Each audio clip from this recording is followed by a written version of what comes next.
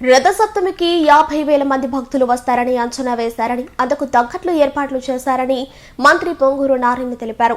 రథసప్తమి సందర్భంగా రంగనాథ స్వామి ఆలయాన్ని మంత్రి నారాయణ దంపతులు దర్శించారు. ఈ సందర్భంగా ఆలయ మర్యాదలతో అర్చకులు వారికి ఘన స్వాగతం పలికారు. సతీమణి రమాదేవితో కలిసి ఆలయంలో మంత్రి ప్రత్యేక పూజలు నిర్వహించారు. ఈ సందర్భంగా వారు మాట్లాడుతూ 2018లోనే ఆలయ అభివృద్ధికి కృషి చేశామని పేర్కొన్నారు. రంగనాథ స్వామికి 7 వాహనాలను ఏర్పాటు చేశామని తెలిపారు. ఈరోజు కుటుంబ సమేతంగా దర్శించుకోవడం జరిగింది.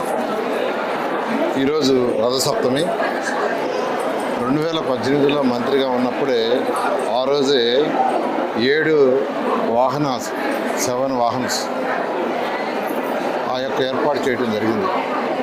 అంతకుముందు దానికంటే మొట్టమొదటిసారి 2018లో 7 వాహనాల మీద ఊరేగింపు జరిగేటట్టుగా ఈ యొక్క కార్యక్రమాన్ని ఏర్పాటు చేశారు. ఈరోజు దాదాపు 50,000 మంది పైగా భక్తులు వస్తారని యాక్చువల్గా అధికారుల ఎస్టిమేషను.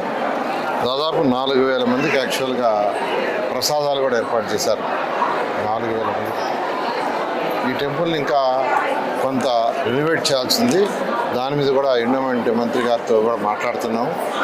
అదేవిధంగా 14-19లో ఉన్నప్పుడు ఘాటుని పెద్ద చేయాలని ఆ రోజు టెండర్ పిలిచి ఒక ఏజెన్సీకి ఇవ్వటం, అందులో 90% వర్క్ అయిపోయింది, ఒక 10% ఆగిపోయింది.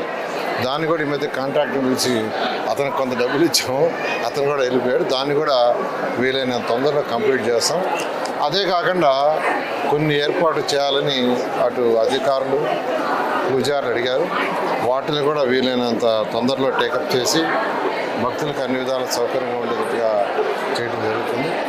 ఈరోజు భగవంతుడిని రథసప్తమి రోజు భగవంతుడిని దర్శించుకోవటం, ఈ రాష్ట్రం అన్ని విధాల గౌరవనీయ ముఖ్యమంత్రి గారి యొక్క ఆధ్వర్యంలో డెవలప్ కావాలని ప్రతి ఒక్కరూ ఆరోగ్యాలతో సకల ఐశ్వర్యాలతో ఆర్థికంగా ఉండాలని భగవంతుని కోరుకుంటున్నాను.